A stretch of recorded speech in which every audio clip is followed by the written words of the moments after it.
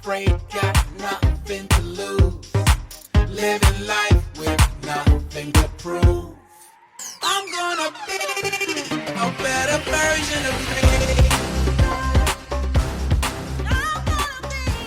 What's going on, folks? It's your boy here, Dr. Sean Thomas, again in the building with episode 31 of the Be More Today show. We are back in the building. And folks, I just got to say thank you for all of the love and support that the show has been given for the last couple of weeks.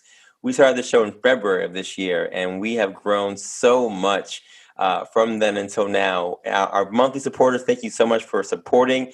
Your contributions are appreciated. I appreciate you for listening. And the show is growing. We have so many friends and family of Be More Today that I'm excited to say that we are further than I thought we'd ever be at this time of the year. So thank you so much for your love and support. And my quotation for today is no different than always, short and sweet, and it's by Zig Ziglar. And it says, lack of direction, not lack of time, is the problem. We all have 24-hour days. So if you have been alive in the last 365 days, life has been crazy. COVID-19, election stuff, Black Lives Matter, who knows what, everything, right? And we've all had to adapt to the new normal, finding ways to make time for ourselves, finding ways to make time for our family, to still get work done while we're taking care of our kids or still take care of ourselves, to get those miles in when we want to just stay home on our Zoom calls all day. We all have the same amount of time to get these things done. But I do think it is interesting that there are people who have used this time to do more advantageous things that they would not have done if COVID had not come by. The various businesses that I've seen people start up as a result, people who have gotten into new hobbies as a result, people who have started new business as a result. So this COVID-19 has been devastating, clearly, and we've become inundated with so much bad news. But a lot has been happening that's been positive for people as well. And I just got to say to folks who are out there who feel like 2020 has been a wrap, it has not been a wrap. There have been a lot of good things that came out of this year, although it seems like everything has been dull and dim. A lot of people have used this time to be productive. So when you say you have no time, it's a lie. You got to make time for yourself. Everyone has the same 24 hours to do stuff. Now, I may do a little more than most, as my friend on the show today is going to probably expound upon, but everyone has the same amount of time to go out there and get things done. So no more excuses. No more talking about who's busier than that person. Get it done. You want to get something done, you make the time and you get it done. When you want to do something, you do it. So it's the hard stuff that we have a hard time doing that we don't want to do. So I just encourage you guys to go out there and get these things done. No more excuses. Time is short. We all have the same amount of time. And if you're not getting it done, don't blame time. Don't check your watch and say, maybe it's my watch, I'm doing too many things. We got to find time to make time to do what we want to do and get things done. That's by Zig Ziglar. And my guest today, folks, is the epitome of that. He's one of my best friends from school and one of my oldest friends. He just had a birthday this week, so it's a big deal for him to be on the show today. His name is Dr. Doug Chang. And Doug Chang is a doctor of dentistry and is the owner of Chang Dental Center, located in Lile, Illinois. Now, Doug was born and raised in Chicago, Illinois, in Doctor of Dentistry. Clearly, he attended Choate Rosemary Hall. You already know, the best school that I talk about in the Northeast. He went to Augustana College for undergrad. Now, he left college early to attend Iowa Dental and graduated in 2006 with his DDS. Since then, he's been a volunteer for Chicago Dental Society Foundation Clinic in 2012, president of a local dental society in 2016, and State Dental Society Trustee in 2019. Doug is a husband, the father of 4 children, and spends his leisurely time with his family and on the golf course. Ladies and gentlemen, boys and girls, pets included, please welcome to the stage, my boy, the birthday boy himself, Doug Chang. Doug, what's going on? Hello, Sean. You're so good. You're so eloquent. It's unbelievable. You always have been too. I don't know where you get it from. It's just natural. I could watch you talk all day, but maybe that show is so sick. I appreciate that, homie. Man, congratulations. Happy birthday. How's it feel? Thank you. I feel older just because I have so many kids that I have quadruplet 11-year-olds and they suck all the time out. every moment of every day. I love him to death, but yeah, it's hard. You got to work those moments in, like you said. Like you have to sacrifice sometimes in order to get some of that alone time that you need. Yeah. You want to do for yourself. You got to fight for those moments. Yeah. You're waking up at 5 o'clock in the morning now, Sean? Yeah, man. Sometimes 4 o'clock, depending on the day. Wow. Amazing. Yeah, even today I texted you and you were like, why are you awake? Why is it so early? So early. Yeah, I'm up, man. But I really want to just say, it's been, you're one of my oldest friends that I still talk to, and you and I grew up at a time where we were so young. So it's just awesome to see your growth and your progression to all the things you've done since then. The reason I had you on the show today is because there's no doubt that you are the epitome of being more today in my mind. You always have been. When we were friends at Choate, and when we all met, we had another guest on the show, Parag Shah, who is one of our mutual friends, and it's the same concept, us coming together at 15 years old, growing together. And you, for whatever reason, were someone who I saw that knew what they wanted to do from the jump.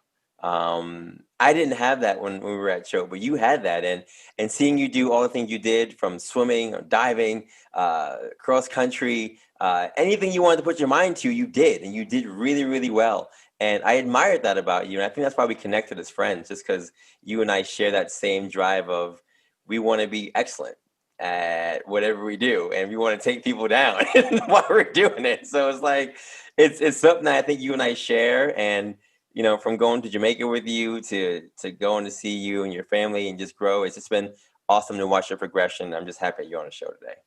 Thanks, man. You are responsible for that, right? My diving career, third in state. Do you remember sophomore year? I'm like, hey, what do you think about diving? And you're like, well, do you think you'd be good at it? I'm like, yeah, I think I would be really good at it. And you're like, I think you should do it. Yo! Do you remember that? That's like 100 you. That's crazy. I remember the conversation, but I did not remember the conversation until just now when you mentioned it. No, Yeah. That's wild. Yeah, and then you got third in the state. No big deal. Yeah, okay. Well, let's get into it. I know that you have been doing crazy things. You're a dentist, so with COVID-19, that's pretty much your entire realm, right? Being in people's mouths. So I wanted to see how you're doing in terms of your family, how COVID-19 affected you guys with your work, clearly, and then kind of talk about your dental career and your progress, your journey from when I saw you at Choate to where you are now. Yeah, well, I mean, again, you are responsible for so much of my growth, and I think that it's great that you're doing this because you definitely have the ability to affect people in really positive ways. I think it's just something about your approach to life, how you talk to people, how you connect with them. You've always been able to inspire, so I'm glad you're doing the show and you're reaching a broader audience. I believe in everything that you do. I think that you're going to be amazingly successful at everything that you try. But one of the key moments, that's the thing about Choate. Choate, when I was with you, and just at the school in general, there was a lot of like key moments that I felt like really impacted my life. I didn't realize it at the time, but looking back, it was like a big turning point. We were at Choate in Parag's and Harold's room, and I would think I was playing a video game, and we were all laughing and joking, and then I think Parag kind of got quiet, and it was like the three of us talking and laughing, and then you left, and then and I was talking to Harold, and I look over at Harold, and he had his head in the book, and Parag had his head in the book, and you were in your room studying, and I was on the video game like, what are you guys doing? And they're like, oh, we're studying. We want to do well. And I was like, well, this is free time. Like, we should hang out. We should have fun. We should joke around. And, but when everyone around me was like really motivated to do well, it kind of made me motivated to. I kind of got scared. Like, I don't want to do bad either. But up to that point, putting in effort was kind of looked down upon, almost like, I heard my son the other day. use the term try hard. Have you heard this at all? Mm-mm. It's kind of like it's a slight, right? It's a name. Oh, he's a real try hard, you know, like he tries hard. So that, but it's like it's in a negative context. Mm. I said to him, I said, Elliot, if anyone calls you a try hard, like I'll give you like $20.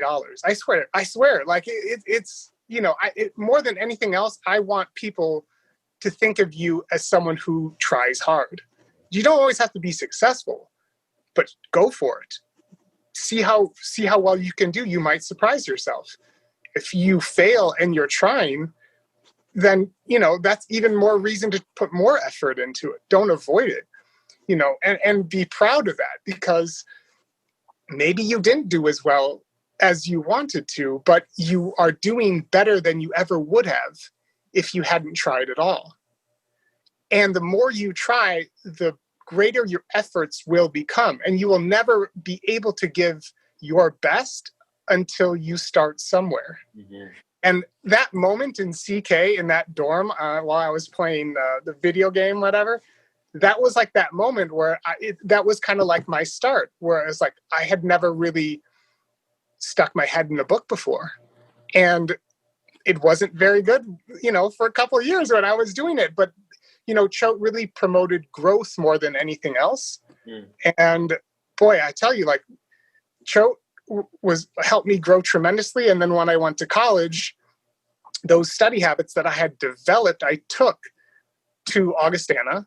And I mean, I got straight A's all through college. It was unheard of. I mean, everybody was, and I'm taking the more advanced, like, chemistries, biochem, organic chemistries, physiology, the kind of like medical courses, the pre-med track. It was a pre-dental track, but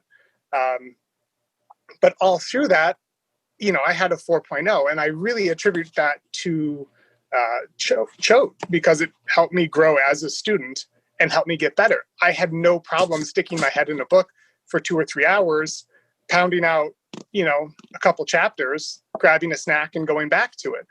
No one else that I knew could do that starting from freshman year. Mm. And that kind of changed. And it was interesting. The first couple weeks, everyone in my dorm was like Doug is this nerd who just doesn't ever go out. And it's not like I never went out. It was just, I made sure I got the studying in before the fun. Before I kind of like went out for the night or whatever, I'd put 2 or 3 hours in, 2 or 3 hours here after class, 2 or 3 hours before lunch. It's just like you said, if you want something, you have to dedicate time to it. You got to be committed to it. And that means, sacrificing a little bit of fun time with friends or whatnot. But when you consistently put effort into something, you'd be amazed at what you could achieve. I never thought that I'd have like a 4.0 in undergrad. But yeah, it definitely helped me get into Iowa Dental School and helped me succeed to becoming a dentist. It's interesting because I always saw you as someone who was always diligent, and it always seemed like things weren't very hard for you. Like I felt like we didn't have a lot of classes together at Choate, but I remember studying with you, in various, even in your room and what have you. And I just remember looking at you, perfect handwriting, just meticulous concentration. And I was like, this stuff just comes easy for him.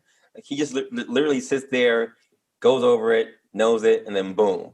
But you're saying that, you really have to put some work into that. And you made it seem effortless, but I do think that's also part of the thing. Some people look at it and they say, oh, well, it must be easy because this person's putting in work and they're seeing results. But, it takes, like you said, a lot of dedication, a lot of hard work, a lot of focus, a lot of drive, a lot of things that some people have and some people don't have. And I do think Choate was that foundational period for us, that training ground for us to go through and really try some things out and, mess up here, mess up there. But, when you come out of that, to go to the other schools and really put that into place, it just shows that it was exactly where we had to be. So I'm grateful for the experience, and clearly you are too. And I didn't know, because when I met you, it seemed like you, your mother is a dentist, so it seemed like you already knew you wanted to do that. Is that true? Yeah, so I just had the advantage of being the youngest, whereas you're the oldest in your family. So I got to see the things that my older siblings kind of struggled with a little bit. So my oldest sister, Val, she went to Choate as well. From Choate, she went to Northwestern, and she did very well at Northwestern. And then when she graduated, she was kind of in this weird space where my dad was really pushing her to get a job. You got to get a job. Now that you're out of college, you have a degree, you got to get a job. And my sister's like, well, I'm looking at a couple of different places. And my dad's like, yeah, but in the meantime, I don't work at the post office, right? This is kind of his big thing, like work and like dedication. Like you have time, you don't get to like blow it off. You just spent, over $100,000 on education going to Northwestern. You have to start making money now. This is the real world. Education is over. You got to like rubber to the road moment. And it was kind of like this, I saw Val with such momentum, like come to like a full halt. Like she didn't know where to go after college. And so she did 2 years in AmeriCorps in Montana. And she really enjoyed that. And she took some classes at Bozeman. And then she tried to get into dental school. And then she ended up going into architecture. Well, thankfully, this all worked out for Val because architecture really like spoke to her, and she's an architect now, and she's taught at WashU. Well, she graduated at WashU in St. Louis, and then she taught there afterwards. She worked at HOK for a bit, which is kind of a big international architecture firm. And now she just got a position at UT in Utah. So she definitely found her passion. She found her calling. But it took her a couple of years. And during those couple of years, I just saw like just tremendous kind of stress and pressure on her where she didn't really have those answers.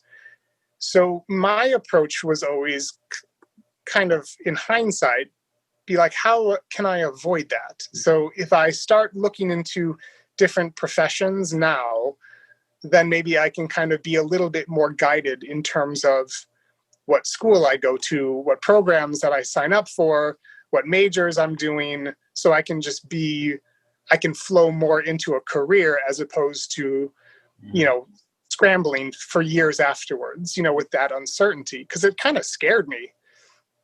I'm not as smart as my Val was, she's brilliant. I'm not getting into Northwestern from like, that was like an impossibility. So for her to have so much struggle, I was like, boy, I really need to figure out what's going to work for me. And so I we learn from the people who come before us, certainly. And being the youngest of my siblings, I kind of took advantage of that. So I was able to say, okay, Augustana College, it has a deferred admit program. So that's after 92 hours of undergrad. You can apply for dental school. And as long as you have some, I think at the time it was like a 365, I think it's like a 38 now, then like you're actually automatically enrolled in that next year, as long as you do well on your dental admissions test, the DAT. Mm-hmm. And so, as I maintained a 4.0, then that wasn't a problem at all. And I was, automatically accepted into that dental school program. That's incredible. Now, for those of you who are listening, you probably heard that he went to high school with us, went to college, and then went straight to grad school. So you did not graduate officially from undergrad. Okay. No, I'm a college dropout, actually.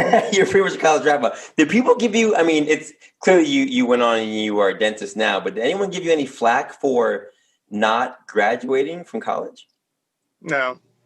But here's the thing is that if I were to ever want to go back and let's say teach at a dental school, I would need a bachelor's to do that. Just again, that's just kind of a job requirement.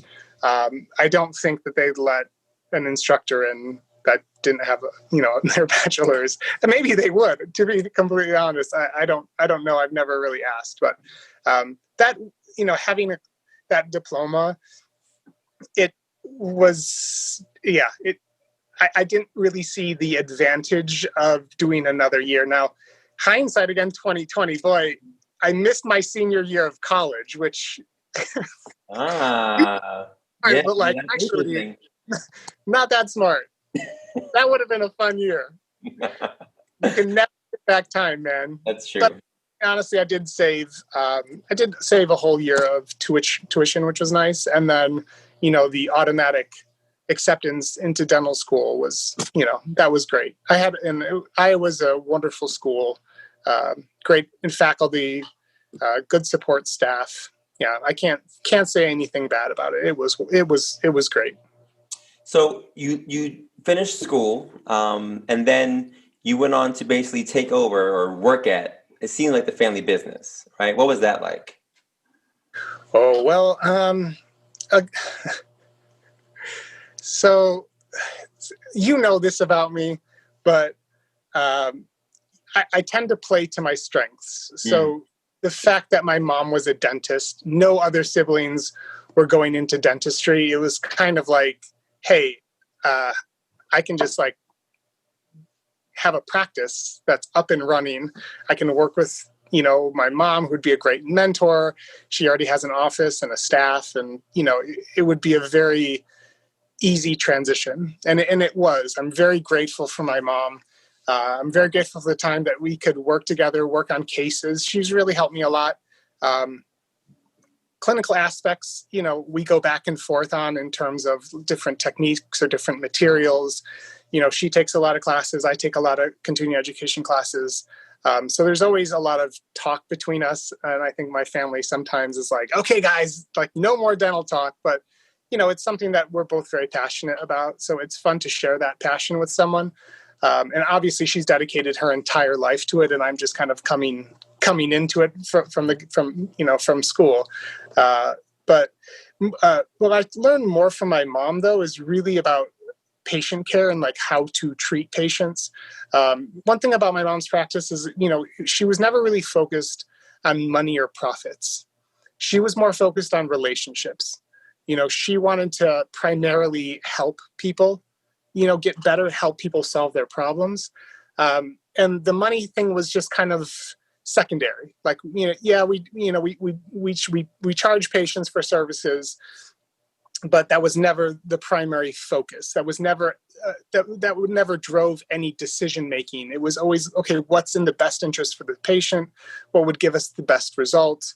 And will this make it more difficult for the patient, or will it make their life better? Right? I mean, that's kind of the primary thing that pushes our office forward in terms of, I could call it like a mission statement or something like that, is, we're there to help people. And you'd be surprised, but there's a lot of offices that aren't like that. There's a lot of offices who are profit driven, that are only interested in like billing out the most every single time you see a patient, and, maximizing, this, that, or the other. And again, when the focus is more personal, more relational, like I'm interested in seeing patients, but I want to see them over decades, and I want to see their kids, and I want to see their friends, and I want to see their grandparents, and, and pretty much just making sure everybody stays healthy as much as I can, and then intervening and, maybe stepping in if something is off. Someone gets a toothache, someone gets a cavity, then, okay, yeah, we can fix it. But primarily, like, let's get you back on track, and, let's keep your life pretty much problem free, because here's the reality of dentistry. Nobody really likes coming to the dentist. Now, I say that because a lot of patients are like, oh, yeah, we like coming to see you. But, really, it's a very uncomfortable situation when, you're laying back, staring up, and someone's coming into your mouth. That's just awkward. It's an awkward situation. But we try to make it as, relaxing and comfortable as we can, realizing that people are nervous, people are scared, people sometimes are in pain. People are not always the best version of themselves in those sort of situations. So you got to give people a little grace, right? Absolutely. I completely agree with you on that. And, I had patients on my end as well who literally come in and all they want to do is see me. Now, we have 9 therapists at my job. I'm not better, I think. I would never say I'm better than anybody else. We all learn the same things in school. We all know practices, bedside manner, those kind of things, etc. We all know the fundamentals. When it comes to relationship, it's really about that. There's no reason why someone could not see someone else. It's that they don't want to, because there's a connection. There's a relationship that's there. And there's a trust that's also there. And I think those things, once you know the foundational stuff when it comes to your clinical practice, great, you have that. But what sets you aside, like you said, is that relationship, that connection. And I think that's what really makes people want to come back, like you said, for years on end, for their family to come and see you, friends, etc. That's what makes a difference. And those things are what make you the best, I think, compared to somebody else. So completely agree with you on that one. That is right up my alley. Absolutely. Yeah. But my mom played such an important role in my life and kind of, developing me not only as like the man that I am, but also like professionally as a dentist. I have to give her a lot of credit for that, just because she has influenced me so greatly. As you've also influenced me greatly. I appreciate that, Doug. And shout out to your mom, Miss Chang. We love you so much. Appreciate you for all the work you've done. Now, Doug, I know that with COVID-19, things have probably changed a little bit in terms of your practice. How has it affected the world of dentistry? And do you think that this is going to change dentistry for the future? That's really interesting.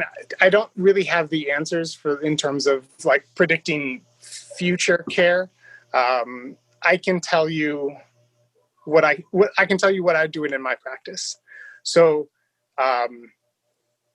the number one thing, as I said, is just like we want to make sure people are taken care of. So if they're coming in the door, we want to make sure that it's a safe environment for them. I don't want people coming into my clinic and getting sick. So we're doing things that I'm sure a lot of offices, physical therapists or whatever, they're doing. People are waiting in their cars. They're not even coming in the waiting room. Which, kind of helps space things out. We have a separate entrance and a separate exit, so people aren't kind of crisscrossing as they're coming and going. Obviously, hand sanitizer at every single door, basically, at this point. And then because of like the nature of dentistry, we're working in people's mouths. We're actually producing aerosols of like the oral cavity, which could potentially have that infectious virus in it. We want to make sure that the rest of the office is also protected as well. So what I did is I installed exhaust fans in every single operatory, just to capture any sort of floating particles, because the heavy droplets, they're going to come up, they're going to fall down, they're going to be on the countertops, which get wiped down, they're going to be on the floor, so things are going to generally be safe. However, and I think the CDC just last week said that they have shown the virus that caused COVID-19, to be a airborne transmission. Just recently, that they said they always had potential to be, but now it actually has been shown to be a possible airborne pathogen. But we just assumed that it was. So all staff has N95 respirators that they have to get fit checked and they have to maintain, or we have a respiratory protection program in place that we maintain the respirators, but they are responsible to make sure it's sealing correctly, fitting correctly, as well as like that environmental protections, like I said, because those little micro droplets that were in the aerosol, you have to be careful because those things do not necessarily obey laws of physics, right? They kind of linger a little bit longer than they should. They go a little bit further than you think they should be able to, because they follow more dynamic gas cloud physics, where they just kind of float and linger, and sometimes they go up and sometimes they go down. So if you have more of an environmental control and you have kind of directional airflow that's constantly creating like a negative pressure and sucking everything out, we're not worried about it spraying 20, 30 feet into, the hallways. We're kind of keeping everything more contained.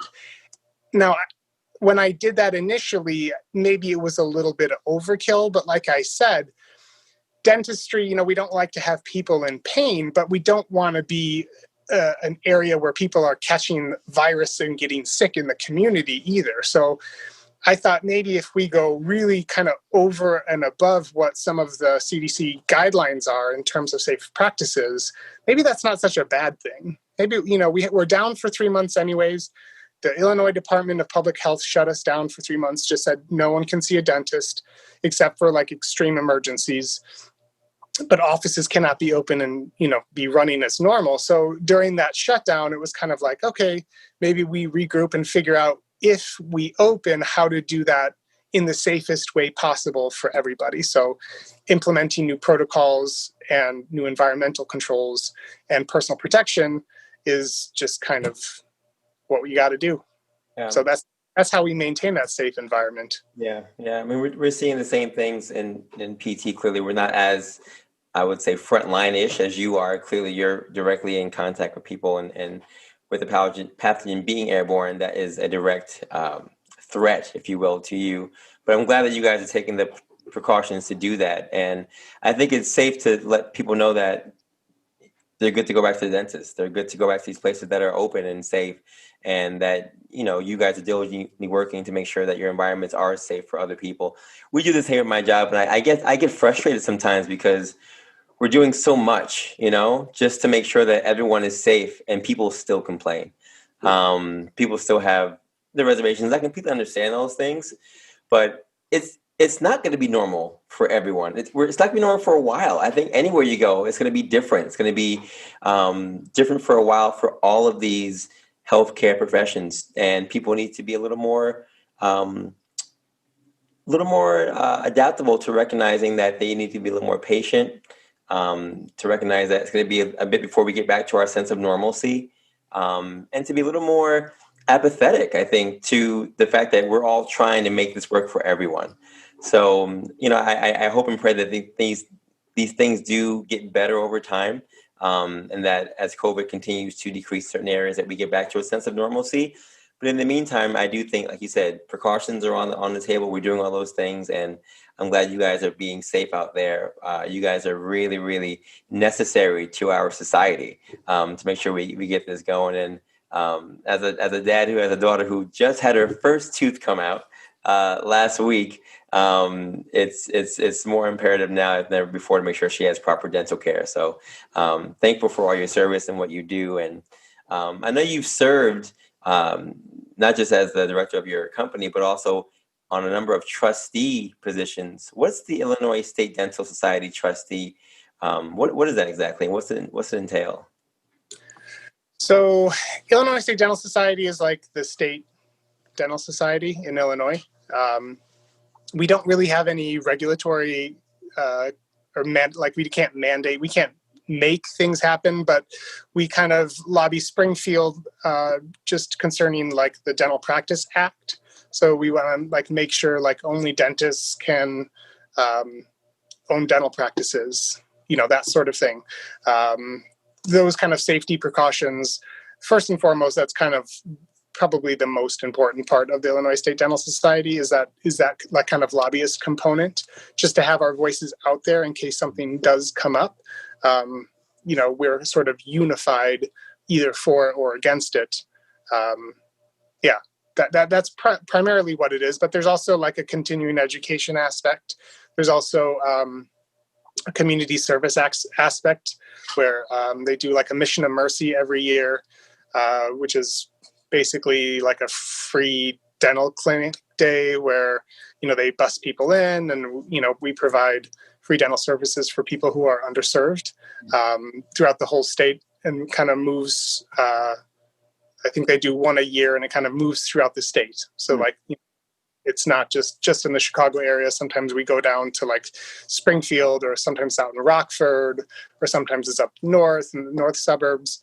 So it kind of moves around a little bit, but it's one day where all the kind of dentists can kind of throughout the state can volunteer their time and do a lot of good for the community and the state in which they live. Recently, they've put together a veterans salute where, you kind of volunteer. It's a turnkey event where you volunteer your office, and veterans can, come in and, receive free dental care. Sometimes it's, pulling an infected tooth, or sometimes it's just a checkup and cleaning. And other times, you're making, a full denture for them, basically kind of whatever they need. So it has a very strong community service component to it as well. And then it's just like a lot of camaraderie, right? You get to meet people who are faced with similar challenges on a daily basis as you are. Dentistry there are more group practices in dentistry, but historically anyways, it's been a very isolated practice where it's like one dentist and, they run that whole office, but they work by themselves besides, maybe an assistant or a hygienist or something like that. So just an opportunity of dentists getting together, sharing ideas, sharing thoughts about, how things are going. And especially with like third-party payers, PPOs and things like that, dental insurance stuff, it's important to have kind of a unified voice to say, hey, you know what, this is going in the right direction, or hey, we need to maybe reevaluate this. So those are kind of some of the things that, as a trustee, I think there are, might be wrong about this, I believe there are 12 trustees for the ISDS. At the executive board. And so we just kind of, we tackle these things. Most recently, I'm on the subcommittee for the association health plan. So we're trying to get together a health plan because, like I said, we're not like a big company like Walmart or Boeing where we can talk to health insurance and say, hey, we want a good rate or a good plan. Everyone is basically on individual plans. Even a big office of, say, 20 or 30, 40 employees is not going to get a good plan from like, a Blue Cross Blue Shield or United Healthcare Concord or United Healthcare.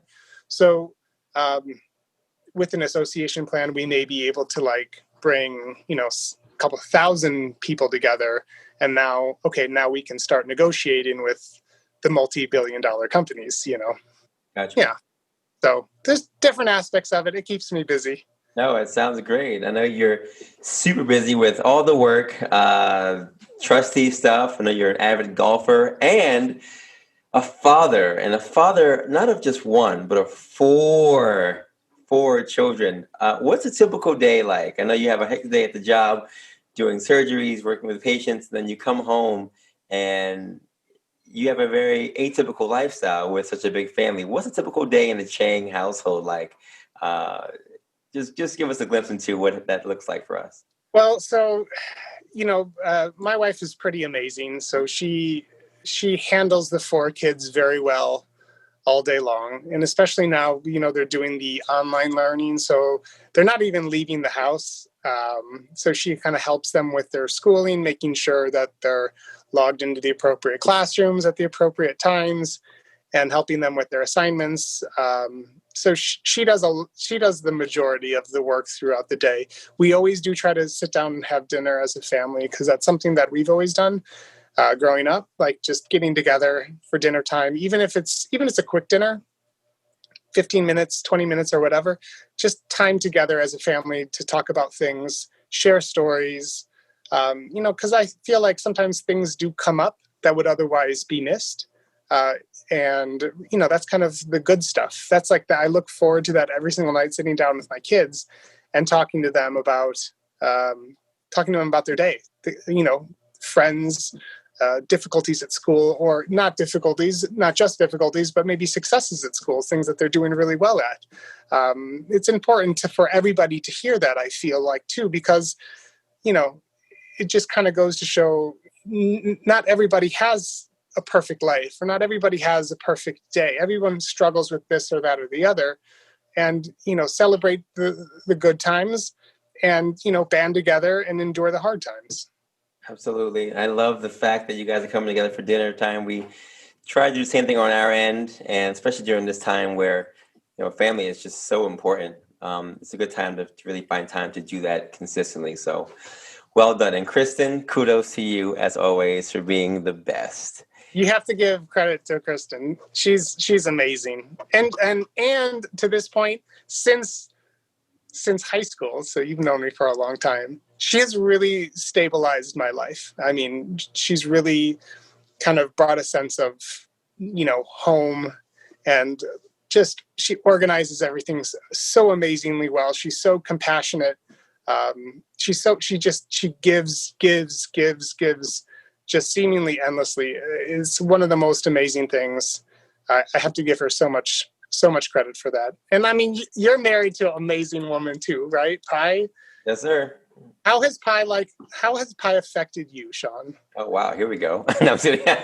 No, I mean it's the same thing. It's literally that'd be a whole podcast by itself, to be honest. I'm gonna have her actually as the last guest on the show for this season, but she's influenced me. I mean, the reason it's a podcast to begin with is because of her. Be More Today is really a product of her pushing me to recognize what I want to do and showing me how to get it done in a way that is successful and attractive. And to be honest, she's my biggest critic, So there have been many people who come through and they'll say whatever you want to hear. They'll give you the kudos you want to hear. They'll like all your things. And she's not like that. She'll tell you what's going on, where you can work on, what you can work on, what you should be doing. And that's what's made me a better person, just because she really puts that honestly touch on it. And there's no way I could get through this, or even with my daughter, without her really holding us down. She's been the rock of our family. So yes, kudos to the wives. Kudos to the wives. We are both married to amazing women. Yes. As one of my guests said, we married up. So We we married up. We married up. If you are just joining us at this time, this episode 31 of the Be More Today show, I'm here with Doug Chang. He is the owner of Chang Dental Center, my Choate Rosemary Hall boy, just recently turned 40 years old. He's an avid golfer, and he is a Chicago Bears fan. Now, Chicago just beat the Buccaneers this past Thursday, so he's super excited about that. And Doug, I got to ask you, as I've asked everybody, you've been integral in helping me develop Be More Today. You were there from its inception. We had our first Kickstarter back in 2014. You were there, and you guys your family gave. I really appreciated it. We were under a different name, and you've always been someone who supported me no matter what. And, just like my wife is very, very honest about what I'm doing, we have a band of friends who are very honest about what we do. And it's good to have friends who will tell you what's up, who will just tell you what's good, what's not good, when you are the worst and when you're killing it. And, we've always been cordial. We've always had hard conversations, but we've always clearly stayed together and been able to move forward. And Be More Today is an epitome of all those things together. So I have to ask you again, when you hear the phrase Be More Today, sir, what does Be More Today mean to you? Be More Today. So, Be More Today to me means it's never too late to do better. As long as you are alive and breathing, you have time to improve yourself. And it doesn't mean that you always have to get it right. Sometimes it's just acknowledging that you're doing something wrong so that the next time it comes along, you do better next time. And then the next time you do a little bit better than that. And it's that gradual progression towards greatness. I think sometimes people expect that they are great and they don't need to necessarily improve themselves. Or maybe people don't know how to necessarily improve themselves. But I think the first step is that acknowledgement of this is where I'm at now, but this is not necessarily where I have to be tomorrow or the day after that I want to be moving towards a goal. I need to be better tomorrow than I am today. Wow. To me, that's what today is. And I got a story about that too, if you don't mind me talking about this. Sure. So this is really stupid. Okay. And I'm sorry about this, Sean, but this actually happened to me. So we live very different lives, right? Like you're in New York City, hustle bustle, 10 million people. When I was in Iowa, there's just not a lot of homeless people in Iowa. Not in Iowa City anyways, right? That's kind of like the college town and, people who are very well educated and motivated and go-getters of the entire state. Not a lot of homeless people. I was driving, I was late. It was late. I was hungry. I had a test tomorrow. And I realized it was like, 8:30 at night. I hadn't eaten dinner. And so I jumped in my car and I was driving to Burger King, and I passed a homeless person when he was at the stoplight. I was stopped. I had $20 in my wallet that I was going to, get a, Whopper or whatever with. And I didn't roll down my window. I didn't give him any money. And I just, I took a left and I drove to Burger King. But as soon as I pulled away, like my heart sunk, like it sunk down into my chest. And I was like, this person totally needs food. He needs money. He's in like a dire situation. And it felt like I kind of failed. Like I always kind of imagine, because we're both Christians, right? Our faith is a big part of our lives. Like, what if that was God standing on the corner, in a man's body, asking for help, and I just drove past him? I was like mortified. And so from that time forward, I'm like, every time I like pass somebody who's asking for help, if I have any money in my pocket, I give it to them, right? Like, it doesn't matter. It doesn't matter. Like, I don't want to waste money. Oh, they're just going to go buy drugs with it. That's not my problem. My problem is I got to make sure that I do the right thing. And like when they say thank you, or, God, thank you so much, I say, no, God bless you. Like, this is kind of what our purpose is in this world, is just to like do good and help people around us in the most basic way. I mean, you do it through physical therapy, I do it through dentistry, but if someone's there asking for help, you should help them. Like, I feel very strongly about that. So anyways, and again, I know it's kind of silly because in New York City, there's a lot of homeless people. You see that a lot. But for me, it was just kind of like this stark realization, like, wow, I just like rolled up my window and went about my way. And I absolutely should not do that. And again, it was one of these kind of key moments in my life. So the other day, we were coming out of, I think we saw like Disney on Ice or something with the kids. A big long line of traffic, and there was a homeless person coming down the median. He was asking for money. And, sometimes people would stop or whatever. And I rolled down the windows and I think I gave him, $10 or whatever. And my kids were in the car. And my kids were like, Dad, why did you just give that guy money? And Sean, it sparked a conversation that I'm so glad I had with my kids. And that conversation was just like what we are supposed to do. How are we supposed to treat people who are in need? How do we interact in the world around us? What role do we play? Because the decisions that we make right now affect our future in ways that you don't necessarily know. Like, you can't understand that. But if you put good out there, good will come back around, always. And it's not, well, what is he going to do with it? I don't know. That's not my problem. He needs help and he's asking for help. And so I'm there to help him. Like, that's what like my purpose here on this earth is. Like, we are to be a testament for God's will. And that is the best way at this moment I can show someone like God's will is just with generosity. They need, we should help. Yeah. And I was so grateful that I failed in Iowa because it allowed me to have that moment with my kids. So when you say like, be more today, that really speaks to me. Because if I never had that moment, if I never had that failure in Iowa, that moment would never have happened.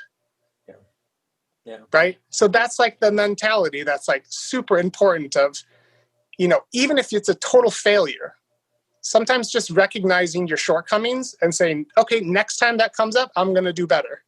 That will always make you better in the long run. Absolutely. I think having your kids observe that, like you said, is a bigger piece, because now you're talking about a generational more, right? And you have 4 kids, that's potentially 4 families that will go out 20 years from now and possibly do the same thing for somebody else. And, even though in New York we have a bigger variety and a bigger number of homeless people or people who need things, I had the same experience. I give whatever I can. A lot of people, like you said, will sit there and, well, what are you doing? And it's the funny thing about it is usually Christians who say that kind of stuff about why are you giving to them? What are they going to do with it? Because they think they do something bad with it, but it has nothing to do with that. To be honest, it's really about just giving and doing, like you said, doing the deed and letting God do the rest. Because that's what it's really about. I mean, this is why we connect. We connect on various levels, but it's funny because our religious connections, we talk about every now and then, but we've always lived them out together. So it's funny whenever we have had conversations like, oh yeah, we think the same on that thing. That's pretty obvious. Yeah, we're on the same page. So yeah, that is the epitome of what more is. And, like I always say on these shows, everybody just did that. If we have more community over competition, man, we can make the world a better place. So you do it in Illinois, I'll do it here in New York, and hopefully the rest of the world does it. And by the time we see each other again, we're in a better position in this world. Yeah. Cool. But I give you a lot of credit for that too, because I told you that my mom kind of introduced me to Christianity, and your mom and my mom are actually surprisingly similar in that capacity, like very strong-willed women, very devout Christians, very central to their lives, and it kind of allowed us again to follow their lead. But I have to tell you, like when I was at Choate, I was so impressed how you would pray with your mom every night on the phone together. Like that, touched me in a way that I don't know if I ever explained that to you before, but it was so profound to me that you would sit and have a prayer with your mom every single night before you went to bed, not only for you, but for her too. And it was just such this incredible connection. And you had such strength and such pride in your faith that I'd never really witnessed that before. And we've talked about some of, the shortcomings of the church community. But you've always had such a strong faith and you've always had such a strong belief. It was one of the first times I was like, wow, I really admire that about this guy. He's onto something. This is something that's really real. And I do part of the reason I have the relationship with Christ that I do is definitely because of you. Wow. That's big. I appreciate that. It has nothing to do with me, clearly, but I do appreciate that. And no, but you see it in your life, right? Your life is so full. Your life is so blessed. You see so much of the fruit of the Spirit in your life. Yeah. That, of course, it is. Anyone who meets you recognizes it instantly. Yeah. No, I appreciate that. I always try to let people know that it's not me. You're great. I'm like, I am, but it comes from somewhere else. It comes from a higher thing. So I appreciate that, and it is good to know that people are watching. My mom, we did that all through high school and in college. To be honest, when I was in college, we did it for every night. And the funny thing is, people who didn't know me in school were like, "Are you talking to your mom every single night?" And I had just gotten cell phones at that time too, so it was a whole other thing. So it could be anywhere.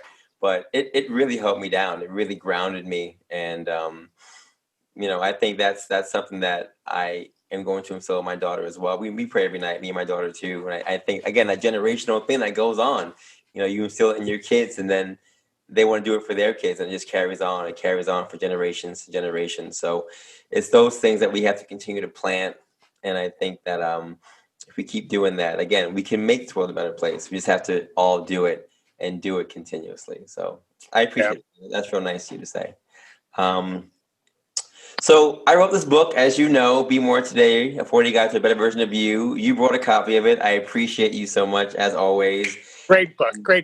In the book, we talk about these steps to greatness. So it's things you want to start doing, stop doing, and any goals you may have for your life. I'm curious, Dr. Chang, if there's something that this year you have or wanted to start, stop, and any goal you may have had for 2020 that is still happening or you want to happen for next year. Yeah. So the thing that I want to start doing, and it's kind of stop too at the same time, is basically just be more present. Because what I have found, I've caught myself doing, is that when I come home from work, I'm exhausted from interacting with my patients. It's physically straining, but it's also really mentally exhausting to be present for your patients as they're kind of complaining to you about, oh, this is sensitive over here. And, so you're trying to be very empathetic and, you're trying to be there present for your patients, that when I come home, a lot of times I'm just kind of done, and it's so easy to just like pick up your phone and start scrolling, and you read some interesting stories about what's happening around the world. But meanwhile, life is going on around you and you're missing it. So one of the things that I've purposely trying to do is, I keep my ringer on, but I just put the phone away and like try to interact with my kids, try to interact with my wife as much as possible, even though you're tired, even though you're exhausted, because otherwise you're missing the good stuff of life. You get caught up with social media and it's so easy to do because it's like, oh, I like video games, or I like, exercises. And then there's an endless supply of things that you can learn. And now like you're engaged and they got cute little videos and they got great music. But that's not real. That's not real. That's not in the moment. That's not the important stuff. Yeah. So recognizing what's important and then like being aware and being present when it's happening. That's what I need to work on. Yeah. The other thing is, and again, you know this about me very well. So I started exercising because of you. I started exercising, and I'm exercising not every day, but maybe 5 days a week. So that's pretty good, I feel like. That's pretty great. good. That's great. But I don't, so I have a really weak butt. And I tend to avoid it because it's really weak. And I don't like doing it. Someone told me about this reverse plank. Do you know this? Yes. Like your hands are behind you and then like your legs are out in front of you. Yeah. It's basically like it's a hollow body hold. Tabletop sort of thing. Yeah. I can't do it.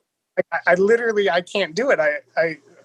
I was at, this was actually before COVID, as I saw a friend at the gym and he's like, oh, let's do this Pilates thing. And I was like, oh, okay. So we're in this class. It was me and him and like 40 other women.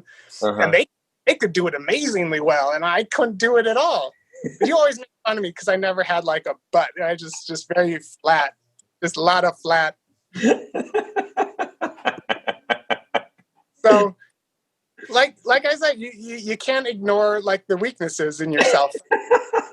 But this is like even physical therapy, right? Like if you're lopsided, if you're not balanced, you're going to get injured, right? Absolutely. Yep. Absolutely. So, like if you're not balanced, there's going to be problems. So yeah, that's the other thing I got to do. I got to do like I don't know. I got to talk to you at another time. You can show me some like butt exercises, some squats or. Yeah. We'll talk I don't know. about it. Yeah, no, that's something. Hey, you're absolutely right about the weaknesses. You work on the weaknesses to avoid injuries, to avoid issues. You got to have balance, all that. And yeah, I mean, the fact you're working out 5 days a week, that's more than many. That's exactly what you need to do. No more than that, really. That's fantastic. And you can work on the glute stuff. We'll get you back. Yeah. And not waking up at 4:00 in the morning. Yeah, that's just me. I'm a clown. I'm working on that. Now, is that the goal for the year? Is that your goal? This is like, see, sometimes, Sean, you set me on these courses. Like, remember, like when I was like, my goal is to beat you at cross country. Never. Folks, so I don't even know. But this is why I said, Doug, you're that guy who, no matter what, you're like, you know what? I can do that. I can do that. I mean, not for nothing, folks. This is the guy who we were in Jamaica, and I literally saw him dive off of this like 250 feet. I don't even know how it was big. It was 100 foot, like it was a ravine. It was like into the water, but it was like 100 feet up, and you just dove. You had not even gone to the bottom to see how deep it was. Where were we? It was for the grind. We were on the grind. So when the grind Yeah. was a show, for those of you who are out of this age range, the grind was a show on MTV where people just danced. And you watch people dance. They showed videos, they had music. We were actually on the grind in Jamaica, 1999 spring break. So we're out there, we're dancing. Doug has like no shirt on, he's got a hat on, and he's a diver. So he decides that I'm gonna dive. There are people diving off of this ravine into the water in Jamaica. Now, I don't know if it's Ultra Rios or Negril, I forget where we were. But he says, I can do that because someone had done it. And he said, I can do that. And I'm like, all right. I mean, I know Doug can do a lot of things, but not if, but why? Like, why are you going to do that? But he had to show that he can do it. He went over there, and you were there for like a couple seconds. Like, you didn't even like really prep yourself.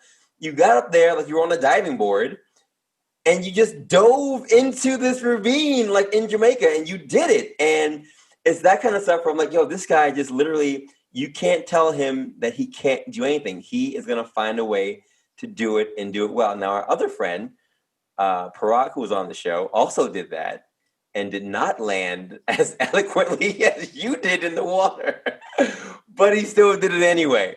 My point is, you are fearless. And I think that just is a testament to all the stuff that you talked about in the show, about your parents, about your mom, about the foundation you had from school, about your drive just to really push yourself and to recognize that when you could do even the studying thing, when you could do that, you did it well. And, you know, even when you said, yeah, I'm going to work out. Most people say, yeah, I'll work out. They'll work out a couple of days. They'll build themselves up. No, you're working out 5 days a week. You're getting things in. Like, you're all or none kind of a guy. And I think that's why we connect and have always connected on that tip, just to make sure that if we're going to do it, we're going to do it till the wheels fall off, and we're going to kill it. So, I'm excited that you're just doing so well. And as your 40th birthday, I had to have you on the show just to let the rest of the world know how awesome you are. So Thanks, man. You're part of the reason I am working out as much as I am. Because I was like, you know, with kids, you get tired, you know.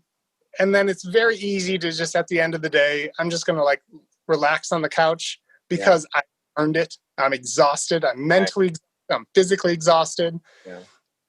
But it's just like that force. Like, no, you can go a little bit longer. And you know what? You certainly can. Absolutely. There's always more, you know. And you actually feel better after working out than if you would have just stayed on the couch. Absolutely. 100% of the time that happens to me. Yeah. And I need to do better on the in the roomness as well. And that's been one of my starts this year, just to say, like you said, when you come home, just turn things off and just be there for the family. Someone had mentioned, not on the show, but just mentioned to me that they're Superman at their job and they're Clark Kent at home. And I really want to be Superman at my job and at home too. So that can be our mutual goal for this year, for sure. So Sean, you are one of the most driven people I know. Where does this drive come from? Like, what are your inspirations? My inspirations, for the most part, are I mean, they really come from a sense that time is short. I've seen a lot of people in my life come and go, and I've been exposed to so many awesome people, like so many people who have done amazing things, you know, from high school to college, before that, just people who were just really going out there and doing things. And I was always one who wanted to be a Renaissance man, someone who did everything well.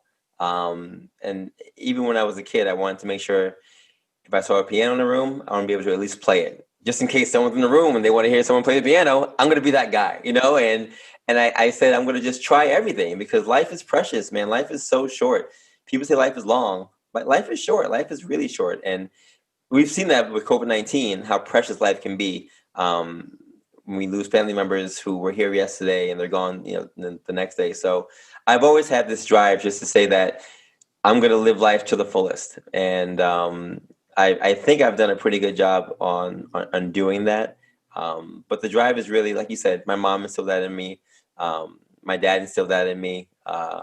And it's just a fire that's been lit. It's been lit since I was a kid, and I've applied it to everything from athletics and academics to, the Be More Today thing, which is it's my baby, but it's something that, we don't have to do. We do it because people are inspired by it, and we like to highlight people who, as I always say on the show, are ordinary people doing extraordinary things. So the one thing I will say that is my biggest inspiration is that a lot of my patients, as you probably see as in your profession as well, they come with fear.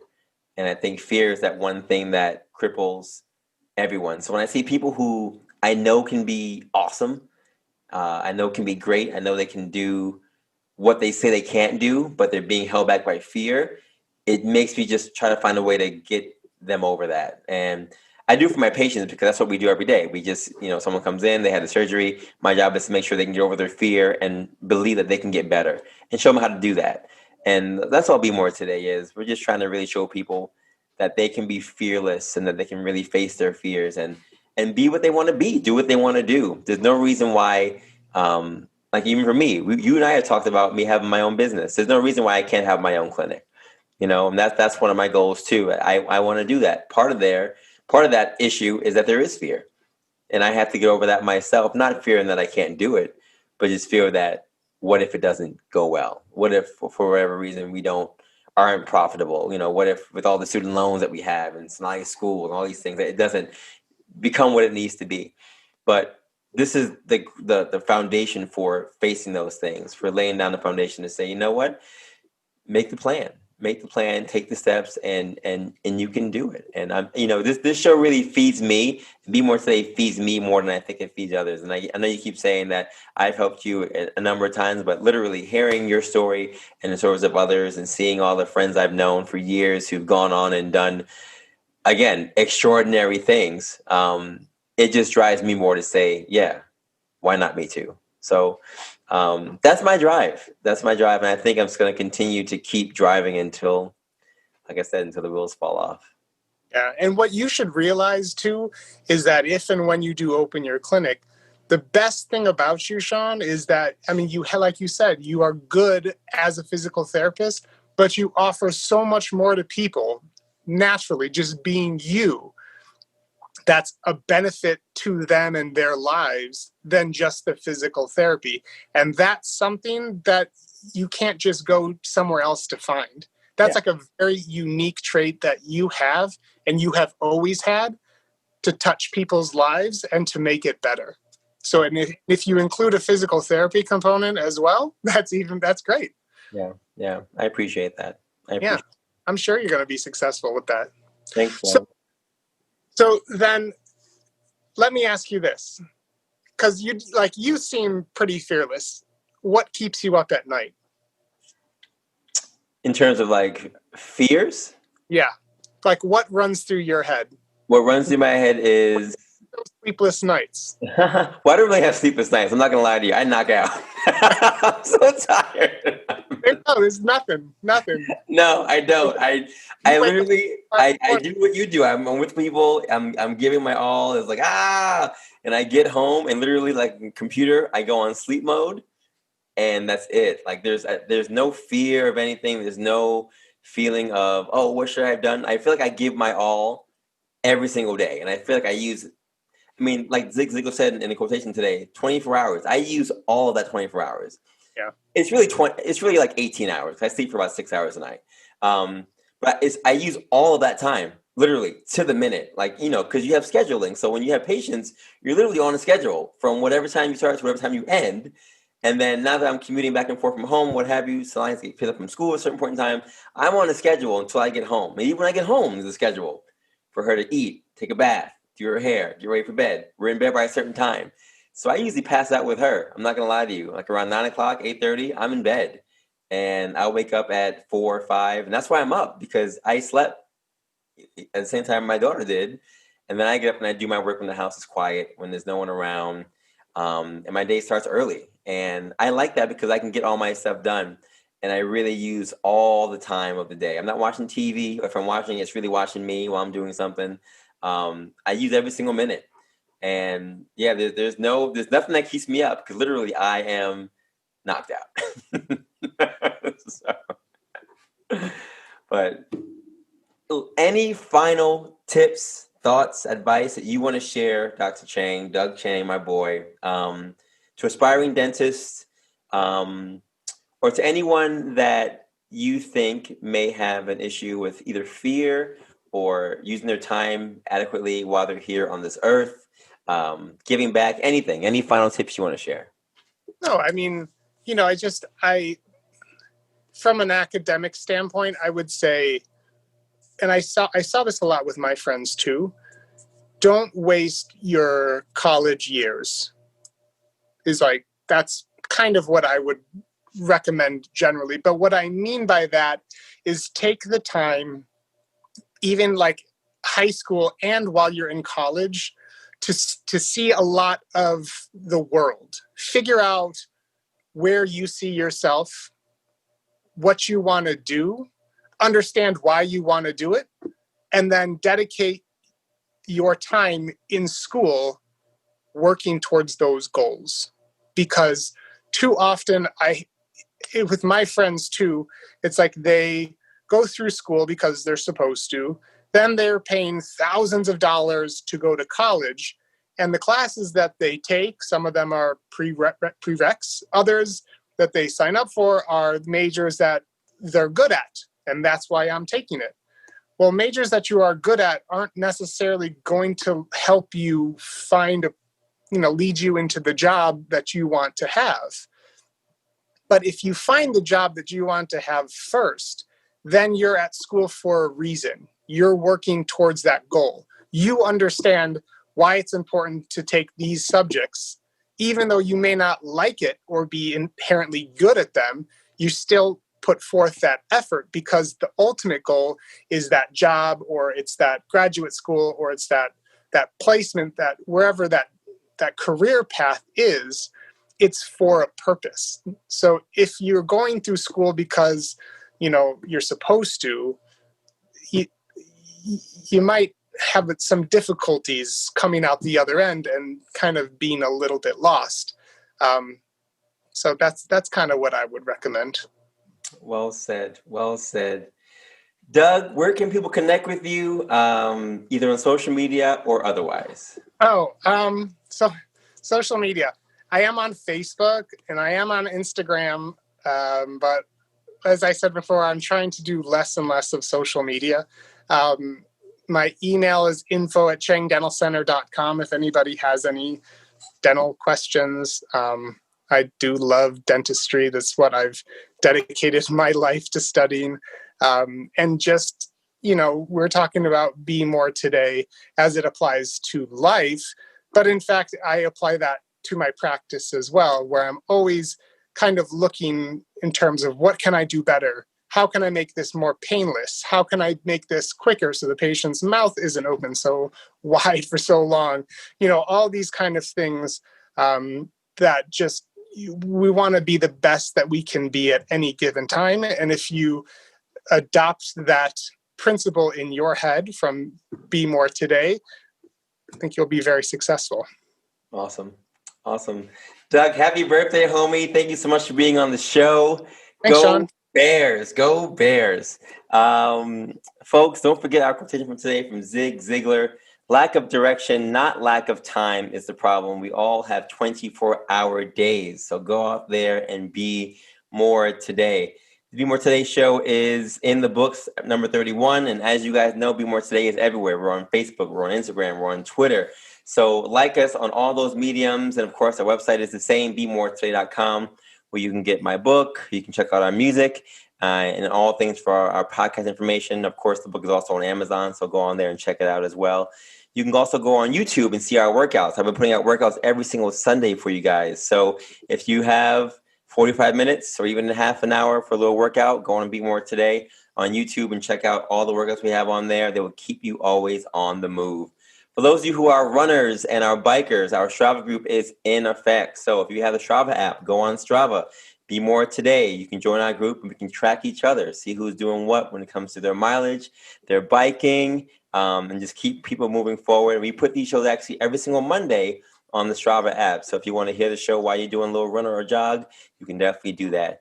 Be More Today show is on all major podcast platforms: Spotify, Anchor, Apple Podcasts, Stitcher, Castbox, and Google Play. And currently, folks, we are in 25 countries. 25 countries. So good. And all thanks to your love and support. So if you do want to support Be More Today, there's a support box that's on our website.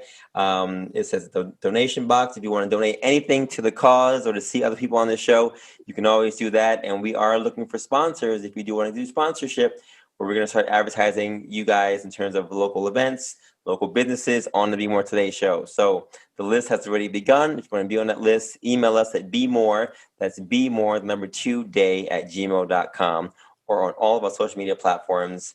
The Words for Life podcast is every single Wednesday with my boy T. Farrell, so check him out. And as always, folks, have a good day, have a good night, have a great life, and continue to take your steps to greatness to be the best version of you. Peace. Living life with nothing to prove. I'm gonna be